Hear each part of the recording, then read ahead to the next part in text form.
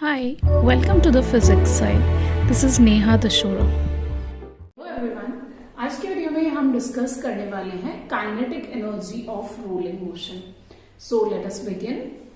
सबसे पहले rolling motion का मीनिंग क्या होता है. सपोज एक स्फेरिकल ऑब्जेक्ट है या कोई भी ऐसा ऑब्जेक्ट है, सिलेंड्रिकल भी हो सकता है, जो एक सरफेस हॉरिजॉन्टल सरफेस के ऊपर रोल कर रहा है. तो रोलिंग का मतलब होता है combination of translation and rotation. और ये प्योर रोलिंग मोशन की बात हो रही है, रोलिंग विदाउट स्लिपिंग. तो जब कोई ऑब्जेक्ट रोल कर रहा है मतलब वो ना सिर्फ रोटेशन कर रहा है बल्कि हॉरिजॉन्टल डायरेक्शन में ट्रांसलेशन मोशन भी कर रहा है. तो उसकी ट्रांसलेशन की कुछ वेलोसिटी होगी v और रोटेशन की कुछ एंगुलर वेलोसिटी या एंगुलर फ्रीक्वेंसी होगी ओमेगा. तो अगर एक ऐसा ऑब्जेक्ट जिसका मास m है और इसका रेडियस r है, ठीक है, सपोज ये एक आर रेडियस की ऑब्जेक्ट है, स्फेरिकल ऑब्जेक्ट है, और इसका रेडियस ऑफ जायरेशन अगर k है, रेडियस ऑफ जायरेशन जो कि मोमेंट ऑफ इनर्शिया में अपीयर होती है टर्म. सो इसका रेडियस ऑफ जायरेशन अगर k है और इसका ज्योमेट्रिक रेडियस r है, देन उसके लिए हम kinetic energy of rolling motion का फॉर्मूला डिराइव करने वाले हैं. So kinetic energy of rolling motion, जैसे कि मैंने बताया, total kinetic energy of rolling motion जो होता है वो होता है sum of translational plus rotational kinetic energy. क्योंकि रोलिंग में ट्रांसलेशन और रोटेशन दोनों टाइप के मोशन एक साथ हो रहे हैं. तो ट्रांसलेशन की काइनेटिक एनर्जी और रोटेशन की काइनेटिक एनर्जी का सम वो होगा kinetic energy of rolling motion का एक्सप्रेशन. सो वो हम यहाँ फाइंड करने वाले हैं. ट्रांसलेशन की काइनेटिक एनर्जी होती है हाफ m, अगर इसका मास कैपिटल M है तो हाफ m v स्क्वायर, ये तो आपको पता ही है. और रोटेशनल काइनेटिक एनर्जी होती है हाफ i ओमेगा स्क्वायर. ये भी हम जानते हैं कि काइनेटिक एनर्जी ट्रांसलेशन मोशन की होती है हाफ m v स्क्वायर और रोटेशनल मोशन की होती है हाफ i ओमेगा स्क्वायर. क्योंकि रोटेशनल मोशन में मास की प्लेस पर मोमेंट ऑफ इनर्शिया मास का एनालॉग होता है मोमेंट ऑफ इनर्शिया, और वेलोसिटी का एनालॉग होता है एंगुलर वेलोसिटी या एंगुलर फ्रीक्वेंसी. इसलिए ये दोनों काइनेटिक एनर्जी.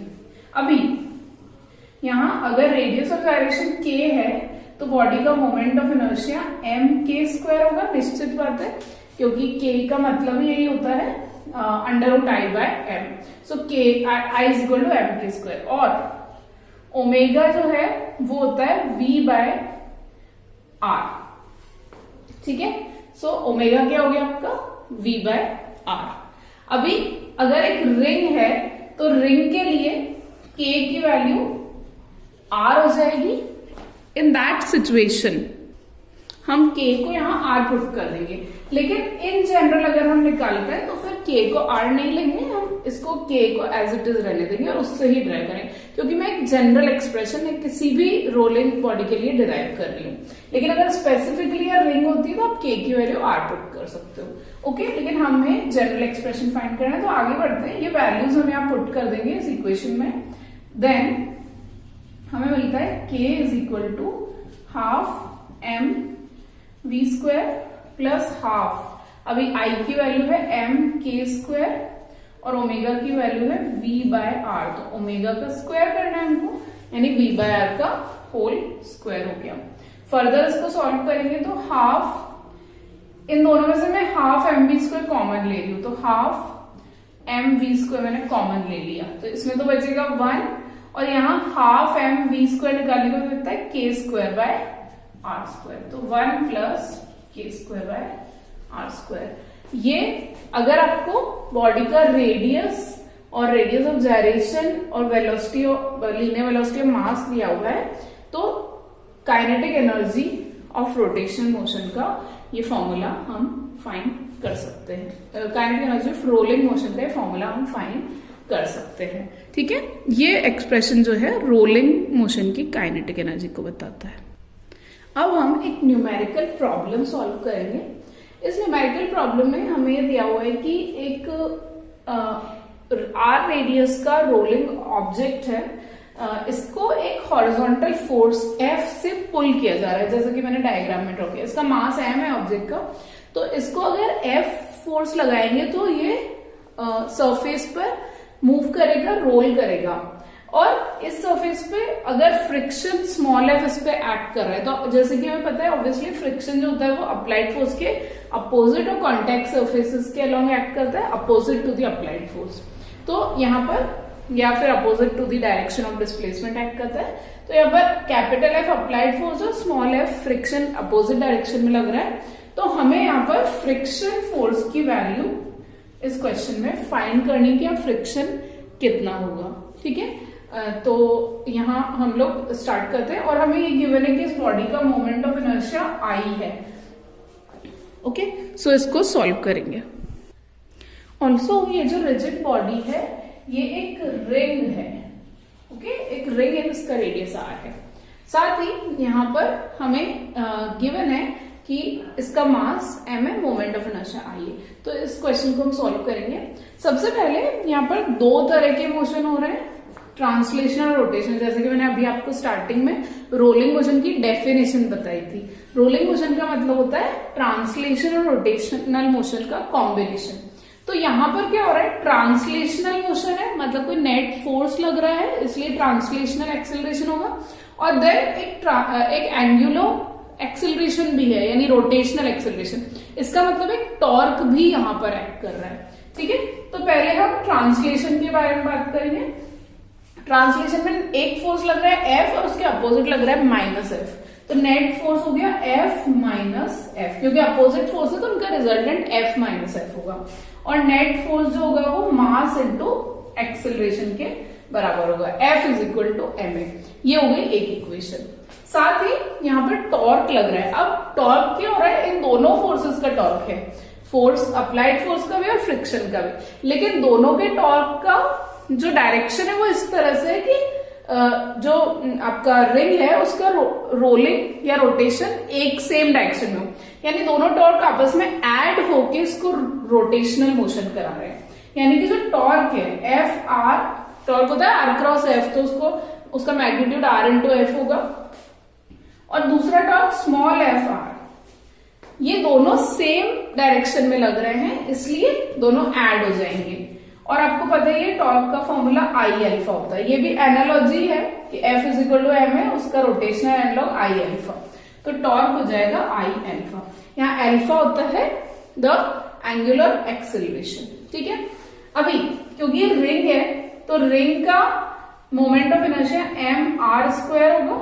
इस रिंग के लिए एम आर स्क्वायर, तो M R square into alpha. हम क्या करते हैं, इसमें से आर कॉमन ले लेते हैं। तो F plus F into R is equal to M R square alpha. एक आर कैंसिल हो जाएगा, दोनों साइड पे एक एक आर कैंसिल हो जाएगा। अब हमारे पास बचता है F plus F is equal to M R alpha.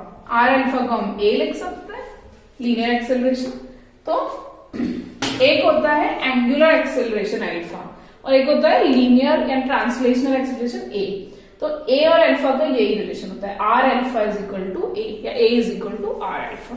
ठीक है, तो हमने इक्वेशन 1 और 2 हमने दोनों निकाल ली। यहाँ पर अभी 1 और 2 को ऐड कर देते हैं। एडिंग इक्वेशन 1 एंड 2 ऐड करने पे हम देखेंगे कि minus F plus F cancel हो गया, केवल 2f बचेगा, f plus capital F। 2f is equal to 2ma। इससे a क्या मिलेगा, f बाय m।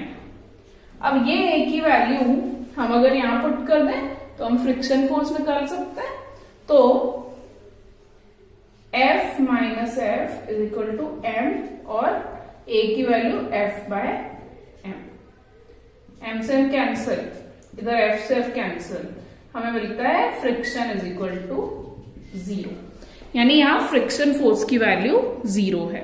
अगर इसी सोल्यूशन को ऐड करने की बजाय मैं इसका एक ऑल्टरनेटिव सोल्यूशन भी बता देती हूँ। 1 और 2 तक तुमको एज इट इज करना है। अब ये स्मॉल f की फ्रिक्शन की वैल्यू निकालने के लिए हम ये भी कर सकते हैं, कंपेयर करें 1 और 2 को। इक्वेशन 1 और 2 को कंपेयर कर सकते हैं। क्यों? क्योंकि दोनों का RHS सेम है तो LHS भी सेम होगा। तो इसका एक ऑल्टरनेटिव सॉल्यूशन मैं बता रही हूँ। दोनों तरीके से आप सॉल्व कर सकते हो। इक्वेशन 1 और 2 में RHS सेम है तो LHS भी बराबर होंगे, यानी F plus F is equal to F minus F। F और F कैंसिल हो गए, ये दोनों ऐड हो जाएंगे, 2F इज इक्वल टू 0, यानी friction small f is equal to 0, तो भी हमें सेम रिजल्ट मिल जाएगा। तो ये दोनों ही सॉल्यूशन पॉसिबल हो सकता है। सो इन दिस वे हमने रोलिंग मोशन के लिए एक न्यूमेरिकल प्रॉब्लम भी यहाँ पर सॉल्व कर लिया है। तो हमने रोलिंग मोशन की काइनेटिक एनर्जी का फॉर्मूला डिराइव किया in terms of radial direction और रेडियस ऑफ द बॉडी, और साथ ही हमने इसकी एक न्यूमेरिकल प्रॉब्लम सॉल्व करके फ्रिक्शन की वैल्यू निकाली। That's all for today. Thank you. Thank you for watching. Please don't forget to subscribe.